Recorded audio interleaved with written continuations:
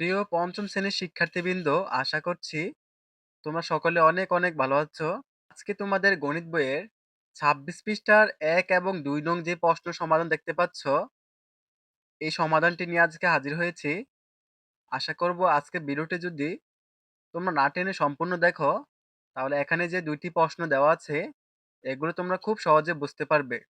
চলো আজকে ভিডিওটি শুরু করি। এবং ভিডিও শুরু করার আগে তোমরা যদি ফারহান একাডেমি ইউটিউব চ্যানেলে নতুন দর্শক হও, তাহলে অবশ্যই চ্যানেলটি সাবস্ক্রাইব করে দিবে।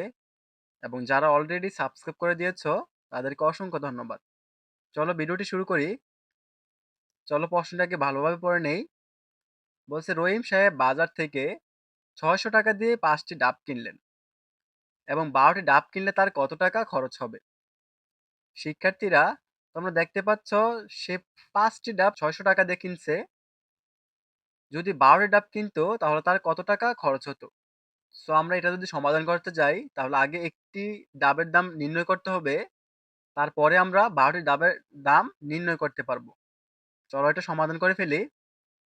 তো লিখবো ৫টি ডাবের দাম হচ্ছে ৬০০ টাকা।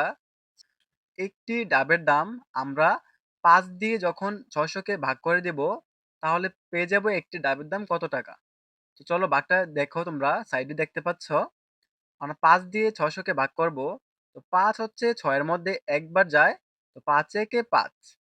যাওয়ার পর আমরা বিয়োগ করব। ৬ থেকে যদি ৫ বিয়োগ করি তাহলে থাকে ১। সো ৫ তো ১ এর মধ্যে যায় না। আমরা কি করব? এখান থেকে একটি শূন্য নামাবো। শূন্য নামালে এখানে আমরা পেয়ে যাব ১০। তো ৫ ১০ এর মধ্যে যায় ২ বার। ৫ দুগুণে ১০। তো এখান থেকে যদি আমরা শূন্য বিয়োগ করি তাহলে শূন্য পাই। ১ থেকে ১ গেলে শূন্য। তার মানে এখানে থেকে আমরা শূন্য একটা নামাবো নিচে। নামালাম একটা শূন্য। যদি ৫ শূন্যর মধ্যে আমরা জানি শূন্য বার যায়, তাহলে ৫ এর শূন্য, শূন্য। তার মানে আমরা পেলাম ১২০ টাকা।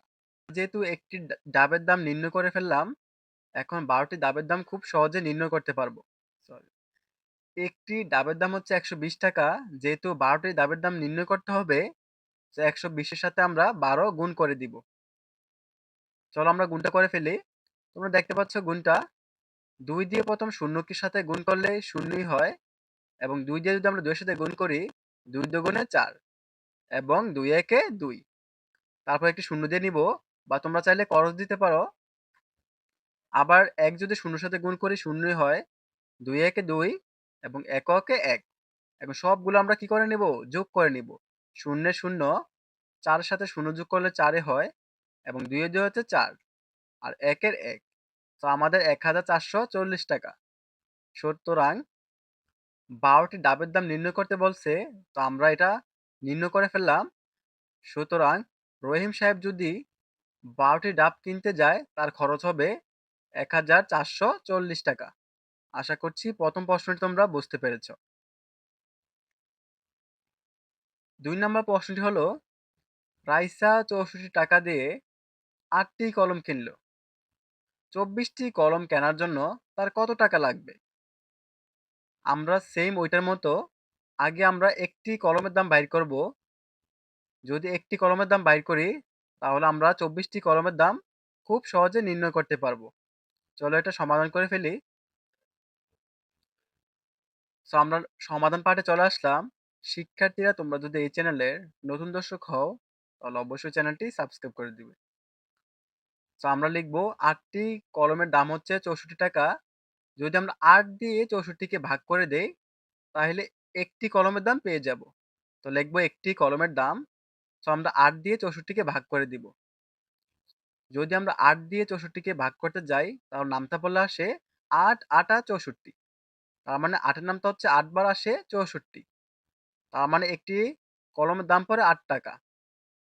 যেহেতু একটি কলমের দাম ৮ টাকা পড়ে, এখন আমরা ২৪টি কেন, এর থেকে বেশি যদি দেওয়া থাকে, আমরা খুব সহজে বাইর করতে পারবো। তো লিখবো ২৪টি কলমের দাম।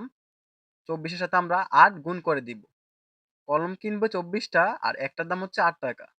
যদি আমরা ৮ দিয়ে ২৪ এর সাথে গুণ করে দেই, তাহলে পেয়ে যাব ২৪টি কলমের দাম কত।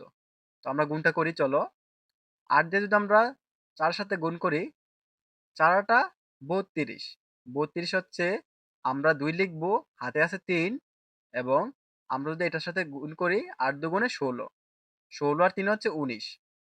সুতরাং ৳১৯২ তো আমাদের প্রশ্ন ছিল যে ২৪ টি কলম কিনতে তার কত টাকা লাগবে? তো এটার উত্তর হবে ৳১৯২ ২৪ টি কলম কিনতে তার ৳১৯২ লাগবে। শিক্ষার্থীরা আশা করছি এই ভিডিওটির মাধ্যমে তোমরা তোমাদের ২৬ পৃষ্ঠার যে ১ এবং ২ নং প্রশ্নটি দেখতে পাচ্ছ, এগুলো সহজে বুঝতে পেরেছ। যদি বুঝতে অসুবিধা হয় তাহলে অবশ্যই কমেন্ট করে জানিয়ে দিবে এবং এই চ্যানেলে নতুন দর্শক হলে অবশ্যই চ্যানেলটি সাবস্ক্রাইব করে দিবে এবং ভিডিও তোমার বন্ধুদের কাছে শেয়ার করে দিবে। তো আজকের মতো এই পর্যন্তই। দেখা হচ্ছে নতুন কোনো ভিডিও নিয়ে। আল্লাহ হাফেজ।